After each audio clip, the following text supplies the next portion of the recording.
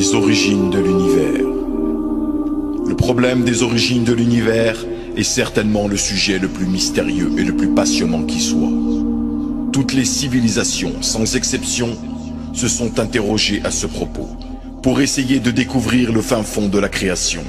Des hypothèses incroyables ont été avancées, des théories extravagantes furent échafaudées, mais jamais aucun homme n'a pu dévoiler la réalité de ce gigantesque phénomène. Il a fallu que le Coran soit révélé pour qu'enfin, on découvre les mécanismes qui débouchèrent sur cette fabuleuse naissance. Faut-il quand même préciser que malgré les révélations du livre sacré, le grand événement est resté inconnu du monde occidental jusqu'au XXIe siècle. C'est là l'histoire invraisemblable du plus colossal phénomène que l'univers ait connu, l'une des marques déterminantes de la toute-puissance divine. Il n'est pas nécessaire de recenser les croyances des temps anciens. Nous laissons à chacun de faire ses propres recherches pour être fixé sur l'ignorance qui prévalait. Nous irons directement aux dernières avancées scientifiques de notre époque, qui est le modèle de l'atome primitif, suivi de l'explosion initiale connue sous le nom de Big Bang, qui est aujourd'hui unanimement admis par la communauté scientifique internationale. Toute la matière céleste, étoiles, planètes, comètes, météores, poussières, nuages cosmiques, etc. étaient concentrés dans cet atome ultra dense qui aurait explosé pour donner naissance à l'univers. L'événement se serait déroulé il y a environ 15 à 20 milliards d'années.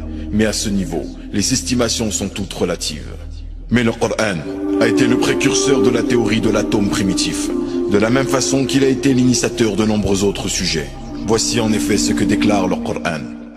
أَوَلَمْ يَرَ الَّذِينَ كَفَرُوا أَنَّ السَّمَاوَاتِ وَالْأَرْضَ كَانَتَا رَتْقًا فَفَتَقْنَاهُمَا وَجَعَلْنَا مِنَ الْمَاءِ كُلَّ شَيْءٍ حَيٍّ أَفَلَا يُؤْمِنُونَ. Les cieux et la terre s'appliquent à l'univers. Le mot rathqan signifie une masse compacte comme soudée. Le terme fafataqnahuma s'applique à l'action de rompre avec une notion de puissance et de forme. Nous avons donc bien la présentation d'une masse compacte qui a été désagrégée et dont les constituants formèrent l'univers avec tout son contenu. Les savants n'ont fait que reprendre un modèle qui a été décrit par le Coran 14 siècles auparavant. La révélation démontre à elle seule que l'origine divine du livre sacré ne souffre d'aucun doute. Car on ne peut croire que le prophète Mohammed possédait la faculté de concevoir un tel phénomène et prendre tant de siècles d'avance sur les astrophysiciens les plus réputés. Compte tenu des connaissances de l'époque, seul le Créateur était en mesure de dévoiler les mécanismes qui débouchèrent sur la naissance de l'univers.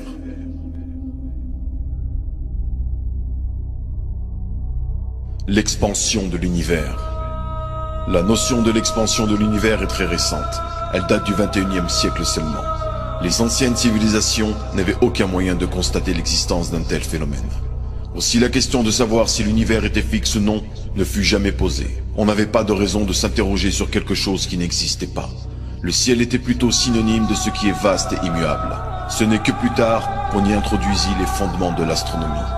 En dehors des étoiles et des planètes, le ciel recelait quelques points diffus auxquels les anciens avaient donné le nom de nébuleuses. L'une d'elles, située dans la constellation d'Andromède, fut décrite selon les sources occidentales pour la première fois en 1612 par l'astronome allemand Simon Marius, qui l'aurait comparée à une lueur semblable à la flamme d'une chandelle vue à travers un disque de corne.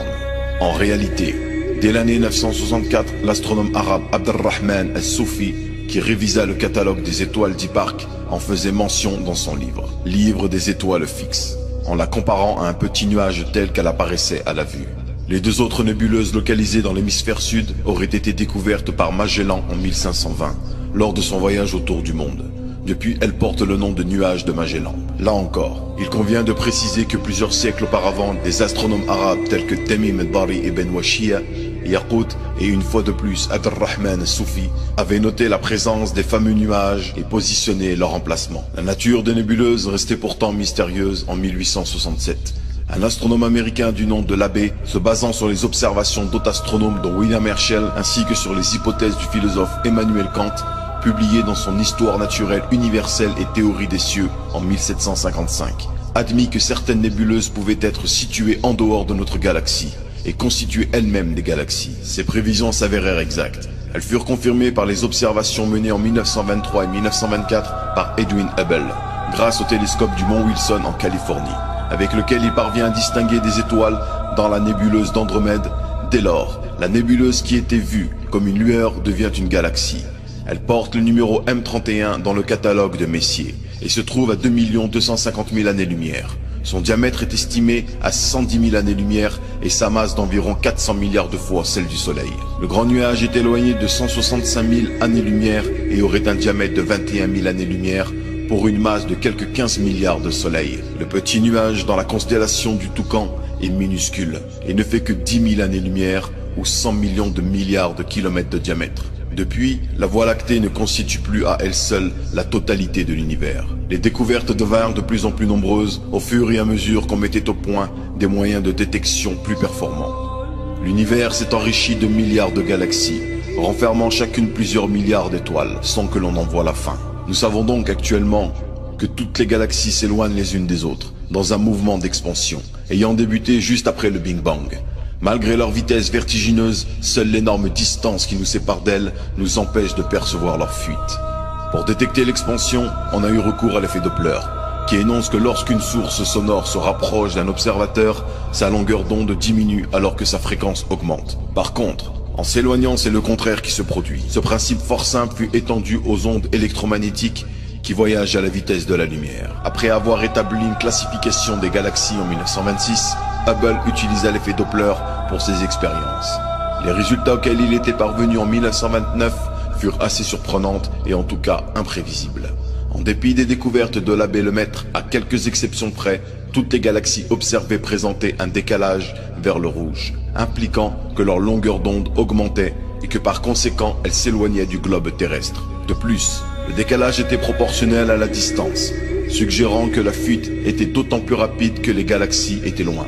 Bien sûr, le mouvement de fuite ne signifie nullement que la Terre constitue le centre de l'univers. On a l'habitude de présenter l'univers sous forme de ballon parsemé de taches que l'on gonfle. Quand le ballon augmente de volume, chacune des taches s'éloigne de toutes les autres. Un observateur d'une galaxie donnée verrait également les autres galaxies s'éloigner de lui dans le cadre de l'expansion de l'univers. Il va sans dire que personne n'a pu penser que l'univers était en expansion avant que les observations ne deviennent possibles grâce à des instruments sophistiqués. Les résultats sont là. L'expansion ne souffre plus de nos jours d'aucun doute. Mais que de moyens matériels et humains n'aurait-il pas fallu mobiliser pour arriver à des conclusions aussi audacieuses qui marquent d'une pierre blanche les acquis scientifiques du XXe siècle? Ce n'est pas peu dire. Ce siècle a été si fertile en découvertes remarquables. Pourtant, c'est ce même phénomène qui est décrit par le Coran depuis l'avènement de l'islam, bien que les hommes n'avaient aucune idée de son existence. Pouvait-on parler d'expansion de l'univers au début du Moyen-Âge, pendant que toute l'humanité était plongée dans l'obscurantisme et que jusqu'au XXIe siècle, le problème est resté méconnu de l'ensemble des savants du monde entier? Il convient de souligner qu'effectivement des savants de renommée mondiale, comme les physiciens Max Planck et Niels Bohr, spécialistes de l'astronomie et prix Nobel de physique, n'ont pu imaginer ni prévoir l'expansion de l'univers. De même Einstein, l'un des plus fertiles cerveaux de l'époque contemporaine et autre prix Nobel, qui après avoir énoncé sa théorie de la relativité générale, a pris en 1917 comme modèle un univers statique, ne prévoyant aucune expansion, et qui, de ce fait, était en contradiction avec la réalité et le Coran. Précisons toutefois qu'Einstein sut faire amende honorable plus tard et reconnaître qu'il s'était trompé dans l'interprétation de l'évolution de l'univers.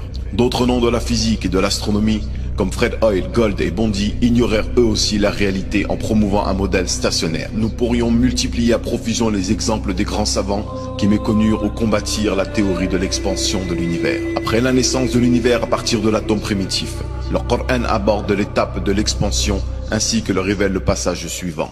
وَالسَّمَاءَ بَنَيْنَاهَا بِأَيْدٍ وَإِنَّا لَمُوسِعُونَ.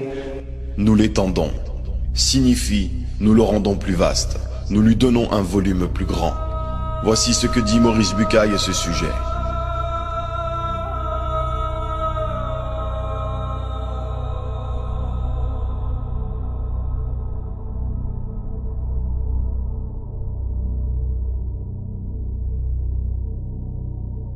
Stephen Hawking, en son livre A Brief History of Time, indique que la découverte de l'expansivité de l'univers était l'une des grandes révolutions intellectuelles du XXe siècle. Le Coran a mentionné l'expansion de l'univers avant même que l'homme ait appris à construire un télescope. Certains peuvent dire que la présence des faits astronomiques dans le Coran n'est pas étonnante, puisque les Arabes étaient avancés dans le domaine de l'astronomie. Il est vrai que les Arabes ont excellé dans le domaine de l'astronomie, mais n'empêche que le Coran a été révélé des siècles avant que les Arabes aient excellé en astronomie. D'ailleurs, plusieurs faits scientifiques submentionnés concernant l'astronomie, tels que l'origine de l'univers par un Big Bang, n'ont pas été connus aux Arabes, même au sommet de leur avancement scientifique. Les faits scientifiques mentionnés dans le Coran ne sont donc pas dus à l'avancement des Arabes dans l'astronomie. En effet, l'inverse est vrai. Les Arabes se sont avancés dans l'astronomie parce que l'astronomie occupe une place dans le Coran.